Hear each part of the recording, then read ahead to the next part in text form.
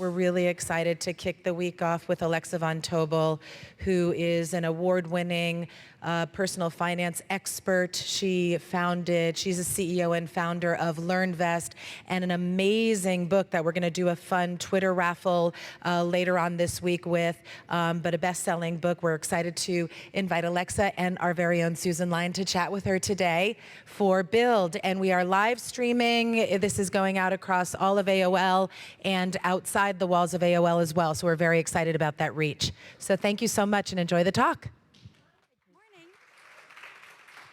I was just going to say, maybe if this group wants to move over here, then we can be talking to one part of the room. That would be great.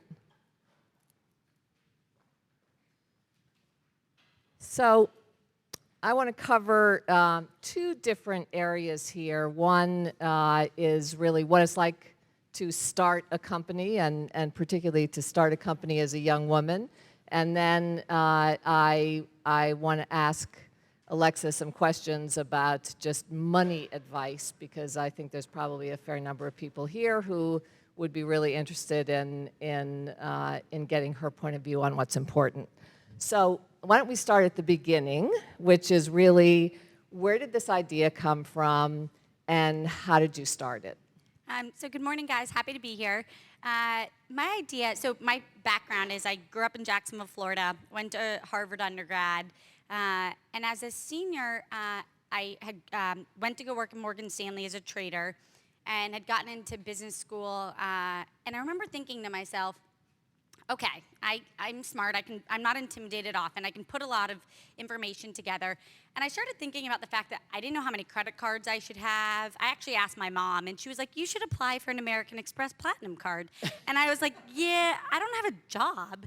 And I remember being like, all right, how am I supposed to think about this? And what I quickly started realizing was I didn't know how many credit cards to have. I didn't know what I could afford in terms of my rent. I remember making the dumbest mistake, which is when I was working at Morgan Stanley, I didn't get dental insurance. It was $6 a month, mind you, but I'd never had a cavity. And I was like, I don't know, I'll save $6 a month. I don't have cavities, I'll be fine. And I did the math. I was like, it'll be a great decision. Of course, I get a cavity, it's $1,000. And so I just remember being like, why don't I know exactly what to do? And here I am, I can be a trader, I understand the markets, but I didn't know the difference between a 401k and an IRA. And so the journey really started with me thinking about, this is a topic of my life that I want to thrive in. I don't care about having loads of money. I just don't want to worry about money, which, like, let's all raise our hand. None of us want to worry about money. And so it really started directly from there, from a personal problem. And I know they always say sort of necessity is the mother of invention, but I was client number one. And I started scouring the internet, and I would find articles that would then directly contradict other articles. And I was like, how on earth am I supposed to make sense of this? Am I supposed to, like, dig through the bins of the internet to find what's accurate? So over a few years, I went back to, actually worked at a startup for a few months that ultimately got sold to Facebook. I went back to HBS, and it was literally the heart of the worst recession in 81 years. And I ended up like having a business plan, which don't ever write a business plan, no one reads it, but I wrote one for my own sake. And I ended up just thinking, if I'm ever gonna start a company that's gonna help empower people financially, it has to be right now. So I finished my first semester, walked into the admissions office and was like, I'm gonna drop out. And they were like, excuse me? And I remember like being like, if I don't do it today, I'm never gonna do it. And I just did it. And I called my mom, and my mom was like, you always keep me on your toes. Like, my mom was like, my whole life, like there's always a surprise. And so that was that. I moved to New York, and it was just me, and I didn't have any funding committed, and I was like, it's go time. So. And did you ever think, you know, maybe the financially smart thing to do would be to wait until after I graduate from B school? So what I did is I have this simple filter, and I use it for everything, and I recommend everyone else use this simple filter. And I was like, when I'm 90 years old in my life, and I look back and I think about the things that I cared about, am I ever gonna regret? At that point, I'd been thinking about LearnVest.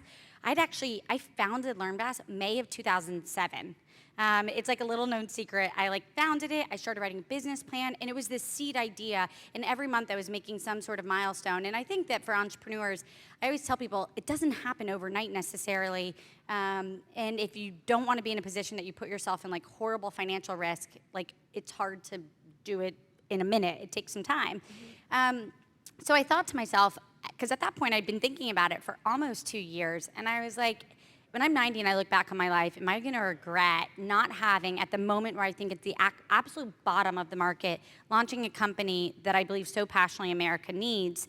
And the answer was such a clear, I'll never regret this. So then I was like, well, then the only thing I'd regret is not having the guts to do it. And then the answer became really clear. So let's talk a little bit about the way the company evolved, because I know when you started it, you thought, I'm starting this company for women, Yep. for young women, and I think you had a very different business plan or business concept. Yep. Talk about how this has evolved, how you've gotten from that idea you had back in 2007 Yep. to the company you've created now. So the original business plan was content, tools, and advice. And when I dropped out, it was literally just me, and I was building it out of my savings account, which was like this big. And I needed extra money to be able to not have a salary for 9 months. So I first started with content. Literally, you could get like a MailChimp newsletter up, for $9 a month. So I said, let's start with content. And I know how to write content, and I can get people to write content. At the time, there was a ton of content sites that were writing really general personal finance content, and they weren't doing so well. One of them, called FiLife, had actually closed. And I remember, you can't create content for the masses. Like, content has to be niche and specific in order for it to be valuable. So I started with chief household officers who were making 83% of the spending decisions. The business plan was content, tools, and advice. I didn't know what the advice was going to look like, but I knew that people like me, I still wanted to talk to someone. And my first ever focus group, literally within 2 weeks of dropping out, was I brought a ton of people into a room, and we told them that they needed to open IRAs, and I watched them, every one of them, Princeton grads, Yale grads, all these smart kids, be like, I need to talk to someone. And I was like, people want to talk to someone. I was like, you can arm really smart people with really great information, and they still want to talk to someone. So it was content, tools, and advice. I rolled out the content, and we started building the tool, which is our Money Center. It's like a Mint, but there's no ads. And then the really valuable twist happened about 2 years in. And it's not easy overnight to build a regulated industry. We're a registered investment advisor that reports to the SEC. Our compliance alone is $100,000+. So I was like, well, that's all my funding. I was like, I can't, how do I get there?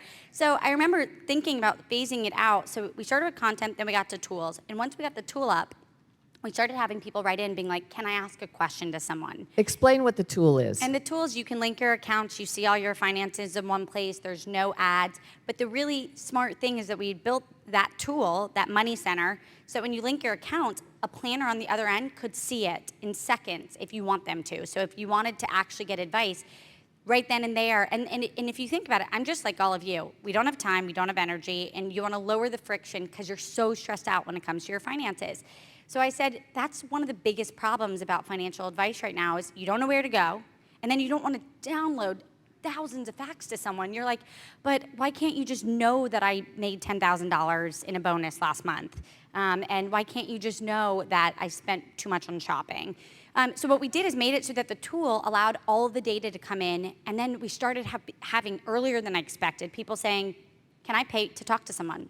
And so we became a registered investment advisor, and last January, we launched our subscription action program, and this is what was hard. So through this whole process, I became a certified financial planner. I collected some really fantastic certified financial planners, a team of 35 developers, and we built a program.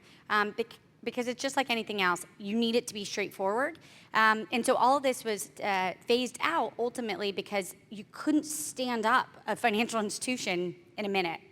And it took time, and it also took time for us to get it right. And so now what we have is for about $500 a year, you get your own dedicated financial planner from LearnVest. They work full-time for us, and they build you a complete financial plan, and then they're on demand for you. Phone, email, chat, Skype, and they know everything about you. So when you call and you're like, hey, you know how we were talking about whether or not that we should open that IRA or roll it over or buy that apartment, or we're having a baby, and by the way, we found out we're having twins.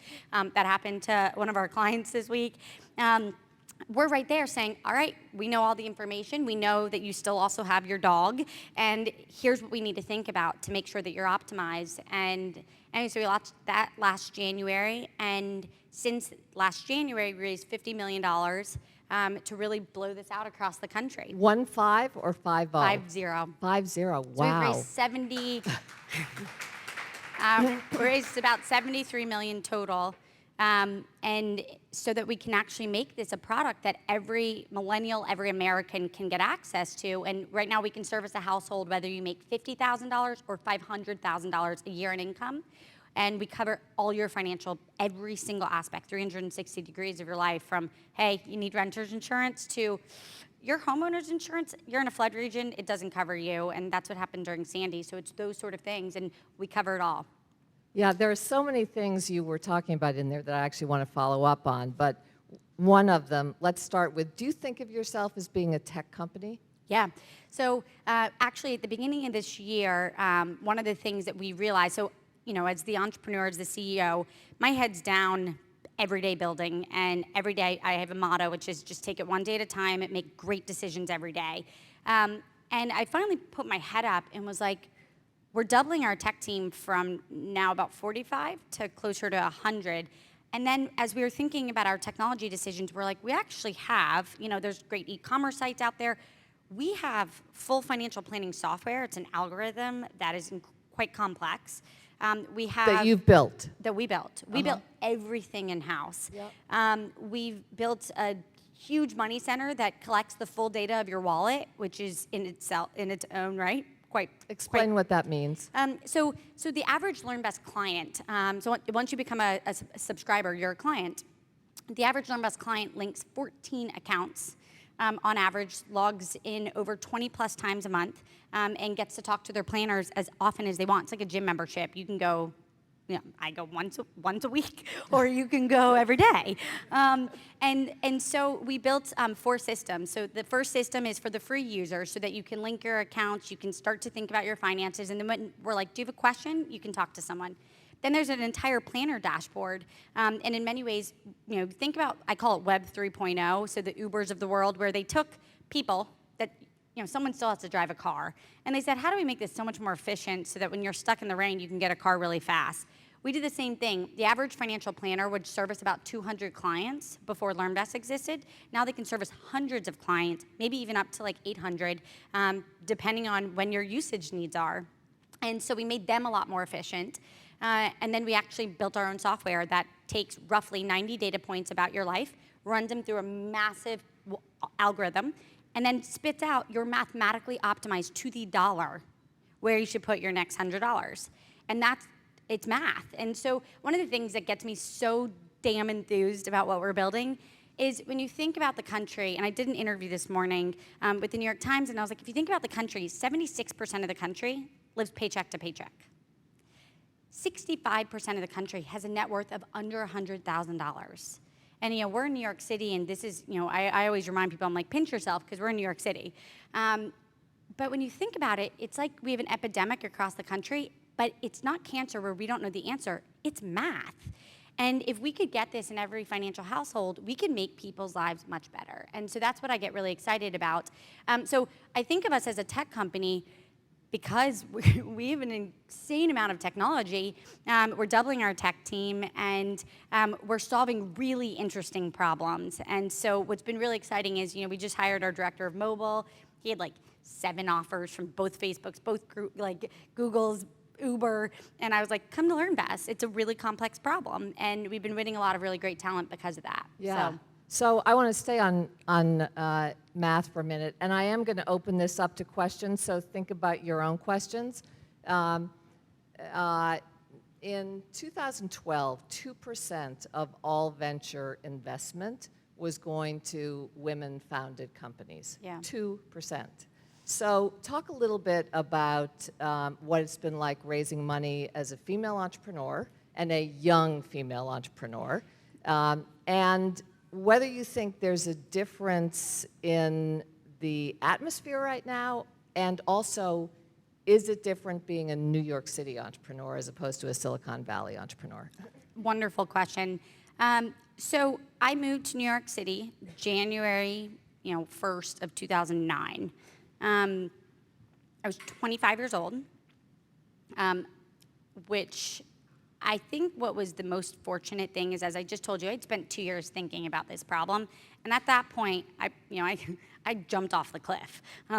There was no jobs, I had no income, and I was so passionate about solving what LearnVest is now doing that I put my head down and I just was like, I don't have an option to fail. There's no option. And I think a few things. So first, 2009, New York City. There was no General Assembly. There was no Techstars. There were 2 angel groups. One invested in us $50,000, which gets you like half a developer. And I remember thinking, this is the hardest work I've ever put in.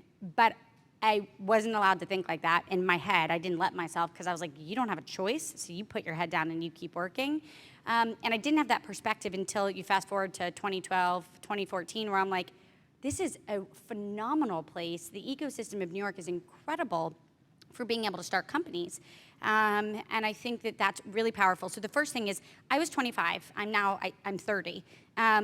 And quick 10-second story, my boyfriend, who's now my husband, he loves to tell a story, and at my wedding, this was like his toast, was he would come home in the door and I'd be sitting there on his couch because I didn't even want to get an apartment because I was like, I don't have any money to go to get an apartment, and that extra money could be extra months of me not being able to raise money, and I'd prefer to do that. And he'd walk in the door and I'd literally have on sweatpants and I'd have the laptop up, and tears sometimes would just stream down my face, and I'd have a cookie in my other hand, and that was his signal that it was a bad day. And he was like, if you really saw the blood, sweat, and tears that went into getting this company up, he was like, you'd really recognize, a lot of people are like, you raised $75 million, you're a female founder, it's been so easy. And I'm like, it's easy for me to be like, yeah, every day we got here. But the truth is, it wasn't easy. It was definitely hard. And the times were really different. Bernie Madoff had just ripped off lots of people. And I was like, oh, Madoff, you're making it even harder for me to raise money. Because I didn't even give you money and I'm mad at you. And I think that perspective was, yeah, it was really hard. It's a much better time now. There was no place for me to work. I worked at a Starbucks because I couldn't interview people on my boyfriend's couch. I was like, that is not a professional thing to do. Note to self. So I think when you really think about it, one, I will say that if you are willing to persevere, you will overcome anything. And I think that's the most important trait as an entrepreneur is, I tell people to bet on me because I'm like, I won't fail. I will work blood, sweat, and tears and bile until we figure this out, because that's how passionate I am. But on that note, what I want to tell people is it is 2014 and it's a much easier time to raise money. But don't go start a company that you don't feel this passionately about. I can't tell you the number of entrepreneurs that are now the CEO of big companies being like, I do fashion, but I don't like fashion. And I'm like, well, how'd you end up there then? Because you do put blood, sweat, and tears every day. And if you're doing something that you're really joyful about and that you really believe in, every day is so much fun, and it truly is, and I will already tell you, I've told you when it's not fun, it is a lot more fun. So I would say that, one, I never thought about being a woman. That's the other important thing. I have two older brothers. They always, I wore dresses but was covered in mud all the time, and I just remember I didn't have the capacity to even think at that time. I just couldn't fail. I wasn't like, oh, I'm 25 and I'm blonde hair and I'm a woman, and I was just like, I know more about this space than anyone else that wants to go start a company in this space. And if you want to bet against me, bet against me. And I just remember being like, that's the right way to think, because I've done the work, I've done the research, and I'm ready to go. And what was really exciting was I didn't have many investors say, I don't get this. They were like, huge market opportunity. Everyone has to deal with their money. There's no great solution. I mean, yes, there should be something. Technology is enabling us to be able to get good, trusted, honest access to advice where people aren't selling you things. And so the market people got, and then I think that they saw that, I literally put it all on the table. So not easy. And I always joke that raising the first $1 million was the hardest, but then, we raised $30 million like 2 months ago, and it was easy comparatively. And I'm like, where were you when I needed money? 30 was easier than $1 million. But yeah, and so the other thing is, always bet on yourself. And I think one of the biggest things that we don't do as young people is dream enormously. Just dream so big, because no one else is going to dream for you. And if you only get a third of the way there, that is much better than being like, I'm going to set some small goals. I love that. So Alexa just got off of a book tour. She wrote a book called Financially Fearless, which I think you saw a copy of at the start of this.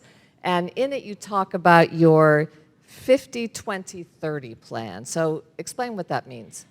So a few quick things. As I described, when you come to LearnVest, the number one financial question that people have is, what do I do with extra money? Even if it's $50 a week, or if it's $500 a month, or $5,000 a month.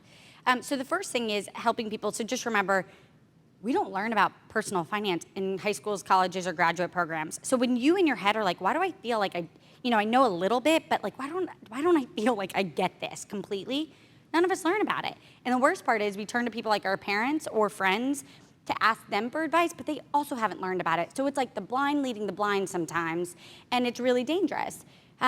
So in the 50-20-30 rule, it's a financial planning principle. I didn't make it up. It's really straightforward, but it gives you a good sense of, are you living within your means?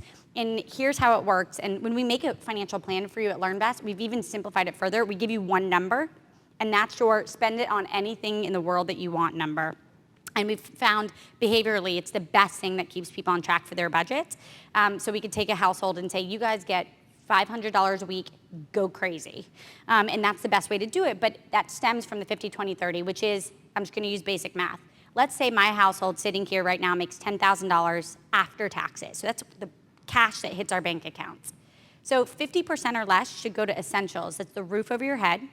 That's your transportation to and from work. So in New York, it's the MTA, and it's your taxis. If you live in the burbs, it's your car insurance, and it's everything that goes into that car, so things like your gas, et cetera. Number 3, it's your groceries, because you have to eat to live, and in fact, you could eat groceries for every meal. And then finally, it's your utility bill. So that's what's essential to keep the roof over your head, and it should be 50% or less of your household income.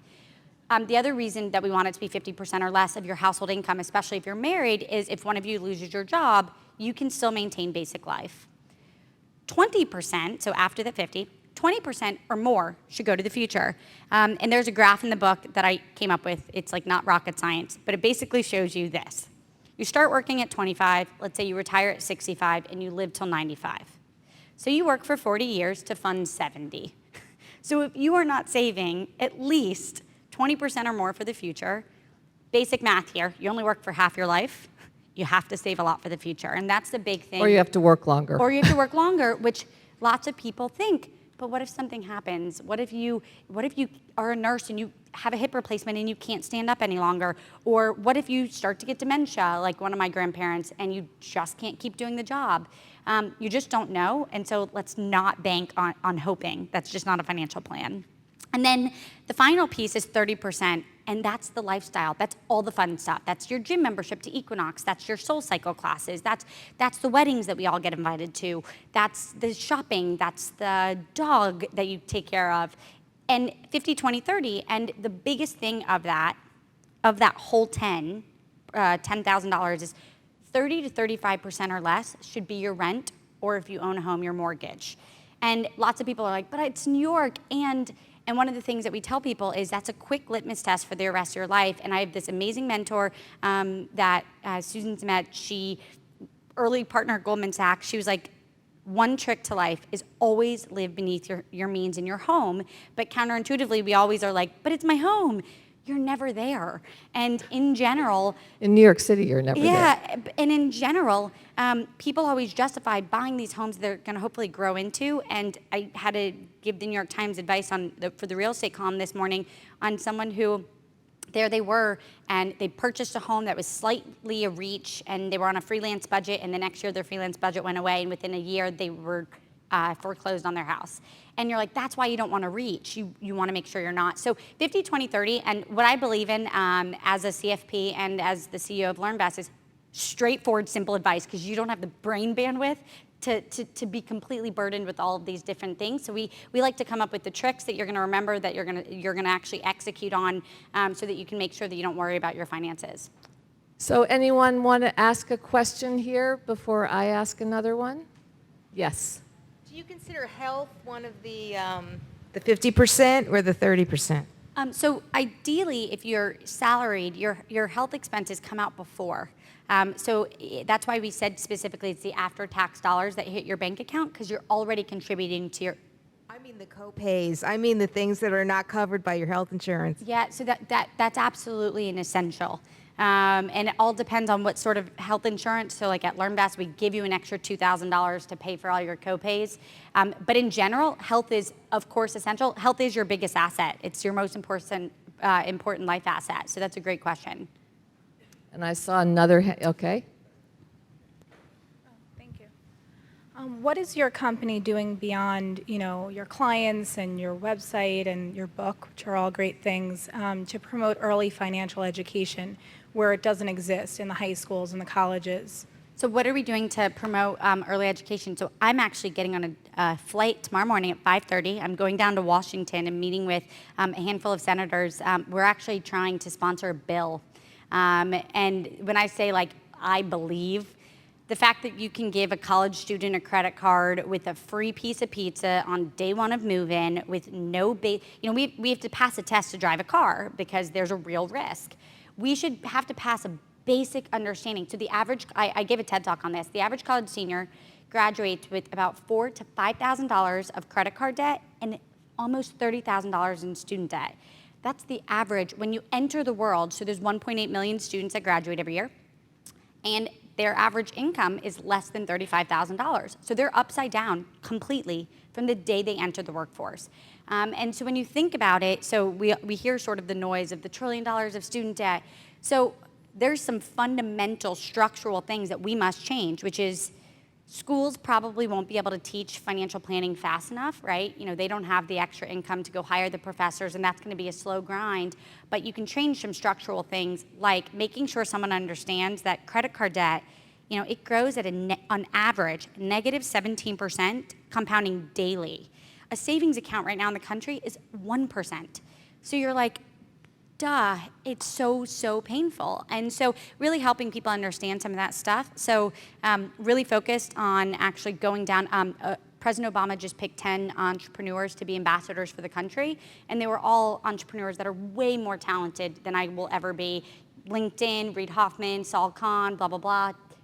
Tory Burch for her foundation, and we got picked, and it was because it was like, how do we help really empower financial literacy? It's a really important tenet. So we're doing lots of things in our free time from building the business to try to see where we can actually help make progress here. So great question. There's another question back there. Oh, right here.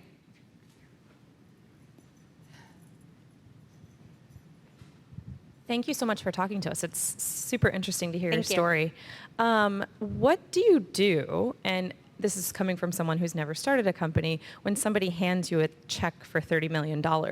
Is there a prescribed list of things that money goes to, or are you just sort of like, well, what do we do now with all of this? The first thing you do is you don't celebrate. Lots of people are like, why aren't you excited, Alexa? And I'm like, well, it's go time.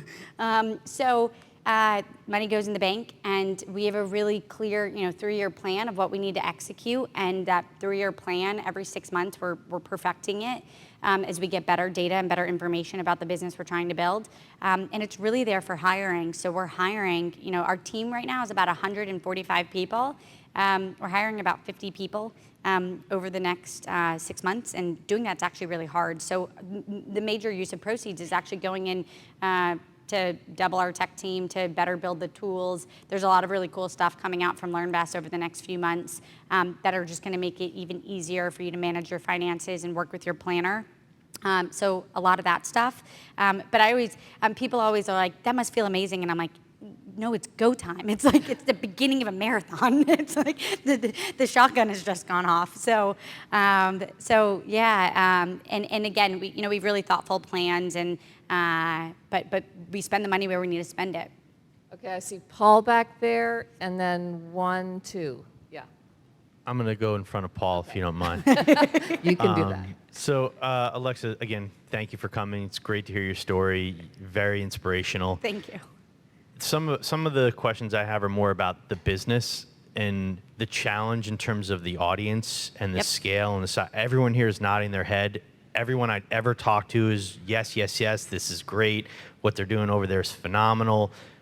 But the audience just isn't as huge as the potential or anywhere near it. And what's the obstacle? What are the roadblocks to getting massive scale against an effort like this? Yeah, so a few things. So we actually, so one of the things that we had to figure out in 2013 was, so if you think about, I literally was walking down the street and Geico, it's like 15 minutes or more will save you 15% on car insurance.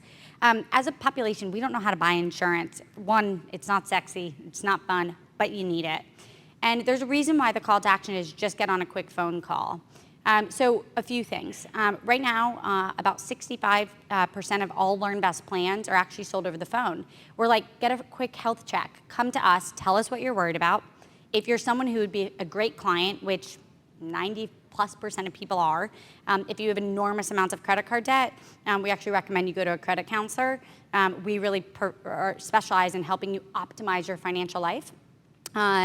And so that's the first thing we do is we get you on the phone so you can talk to someone because and our board literally just talked about this at the last board meeting. We've really created a new market.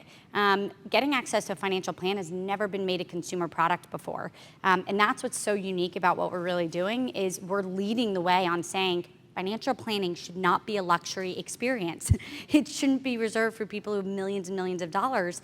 Because mathematically, and I always use the health analogy, I've started using it, which is, imagine if tomorrow every doctor in the country said, I'm only gonna take care of healthy people. You'd be like, well, that makes no sense. And God, we're not gonna be better off as a nation. That's actually what the wealth industry looks like. If you have lots of money, tons of people wanna talk to you. But when you're young people, which by the nature of being in your 20s and 30s, you haven't accumulated a lot of wealth, typically, or even in your 40s or 50s. But to be able to not get access to advice is really unfair. So a few things we do to tackle it. One, just general awareness. As awareness goes up, we see that the call center need actually goes down because people are like, my best friend's using LearnVest and loves it, I'm gonna go get it. And actually 92% of our clients actually take the time to refer LearnVest. And so we have a really high net promoter score of about 70. So that's the first thing. We really focus on quality. We're also regulated, so we have to deliver quality. Next, we then focus on having that call center there to say, hey, you want to talk to someone? Talk to us. And if you don't want a plan, don't get a plan, but at least you'll be better off. And on that call, we actually give you some important details about your own money so that you're better off and that our brand believes in that. And then finally, as general awareness grows, we see that the direct buys are actually, the direct buys go up and the call center goes down, but we are creating a new market. And so my biggest challenge as CEO is actually the fact that there's a lot of people out there that don't think they're worthy of getting financial advice, when in fact, when you have less money, it's actually more critical because you can't make a mistake, because you can't afford to spend a few extra $1,000s in the wrong place, because it will derail your financial life or put you in a position where, I call it the curveballs, where if you get hit by a curveball, you go bankrupt. About 62% of people who went bankrupt last year went bankrupt because a curveball happened and they weren't prepared for it. And they weren't financially poorly off. They were actually in a pretty strong financial position, but they right there just weren't prepared for a storm or a fire or some real health issue or losing their job. So great question, thank you. I know we're gonna have to close down pretty quickly, so we'll take 2 more questions. Yep, go ahead. Okay, I got one here. Paul's been quietly waiting. It's the other side of Brian's question. So, Alexa, in your view, what's the problem with the financial institutions, the banks, the insurance companies, the investment companies, as to why people are not turning to them for advice? We are supporting them, serving them with digital marketing. Why aren't they doing the job? So great question. I'm like, do you have 5 hours of time? I would love, no. So the question was, what's wrong with the financial institutions? So I'll just start with some of the basics, and I won't pick out any specifics, but so right now, the average financial institution doesn't want to talk to someone if they have liquid assets outside of your retirement of less than $250,000 of cash. and they want to take them and they want to go invest them. But let's just take people in this room. Let's say you're in your 20s and 30s, and you happen to have $250,000 of liquid cash, which would put you, by the way, in the top 3 to 4% of the whole nation. You probably shouldn't be investing that money because you probably need it for something like saving for a baby or buying a home. In fact, there's a rule of 5, which is if you need the money in 5 years, it shouldn't have extreme exposure to the stock market. But so the first thing is that the bar of entry is so high that they don't want to talk to this millennial audience, millennials being anyone under 35, but let's just say anyone under 40 who's still building wealth. If they do take your assets, they tend to charge between 1% or 2% of your assets under management. So let's just pretend that you have $100,000 with them to keep the math easy. That means they're charging you between $1,000 and $2,000 to give you investment advice. They often don't cover all the other aspects of your financial life that are the real problems that you have, like can I afford a mortgage and what credit card should I have and how do I improve my credit score and oh, by the way, like do I have the right insurance for renters? But so they charge basically $1,000 to $2,000, and then they put you in funds that are often their own funds that often charge another 1% to 2%. So with you not even knowing it, you may know about the first $1,000 to $2,000, but you probably don't know about the other $1,000 to $2,000. So there you are trying to build your wealth, and to just get investment advice, you're paying between $3,000 to $4,000. That is Bananaville. You're like, I'm trying to build my financial situation. And so one of the things, and I just had this great guy who's an expert in the space just like get on a soapbox, and he was like, they have really relied on complexity and hidden fees, and they only take care of people who have tons of assets. And so when you really think about it, it's really hard for the rest of us to actually go get financial advice. That's the brokerage firms. Then you have like the insurance companies, where a lot of times they hire salespeople, and their job is to sell 2,000 pieces of insurance a year. That's it.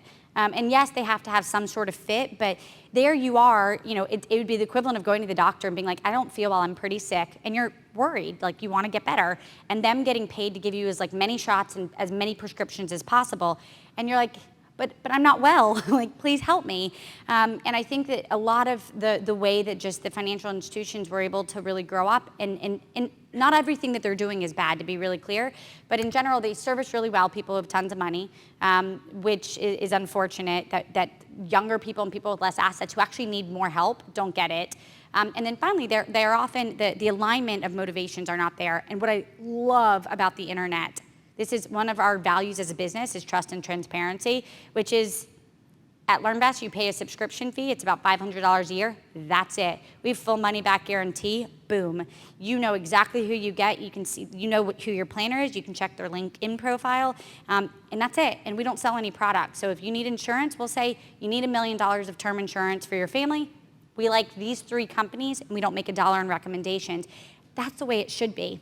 That's exactly, and lots of countries across the world, so UK and Australia specifically, have actually passed laws to say fee-only advice, where the alignment is clear, is the way to be, and that's what we believe in, and that's where we think the industry is moving, and we're really proud to be one of the leaders in that, so. Okay, last question, Natalie. Thank you so much for coming. This is awesome. Thank you. I'm going to sign up today. Seriously, this is so enlightening. Have to ask, where's your dress from? It's so cute. My brother's girlfriend works in like a ton of fashion companies. She now works at BCBG. She just sent it to me because I have a photo shoot today. And so it's BCBG. It's affordable. And it's a little big on me, but I really like it. Thank you. That's such a great question. Anyone else have another quick question? I'm so proud that you guys have so many questions. People, I wanted to call my book, by the way, the F word, because I was like, it's this topic we're not supposed to talk about, but once we start talking about it, it feels really good. But Target and Walmart wouldn't let me sell my book if it was called the F word. So financially fearless is what we settled on. Great talk. When starting out, I always hear it's really a huge struggle to get your first paying customer. So what's the story? How did you get your first paying customer for LearnVest? I was literally client number 1, first of all. And you know what? I should actually know who our first client was, but I remember the day that we turned on the subscription, and in that first day, we did, $5,000-$7,000 in revenue, and I swear to you, I was like, we're gonna get there. I was just like, it's in this first day of flipping on the switch, I was like, we're getting quick dozens of clients. This is going to work. And just to give you a sense, like some of the biggest financial institutions in the country have like 20,000 clients. Like they're not big. And so we always talk about, my goal is how do I get to 1 million clients? And I need time to get there.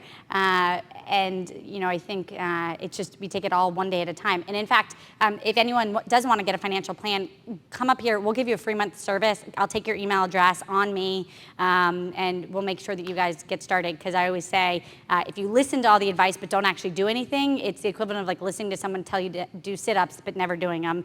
And that's Well, not we've gonna all get, done that. That's not gonna get you or me where we need to be. So thank you guys so much. I'll stay up here. If you want to plan, we'll take your email address and we'll get you a free month of service. And I have to ask you 3 speed round questions because I promised I would, and you just answer these 1 word, 2 words, 3 words. Right. What's the one thing you've built?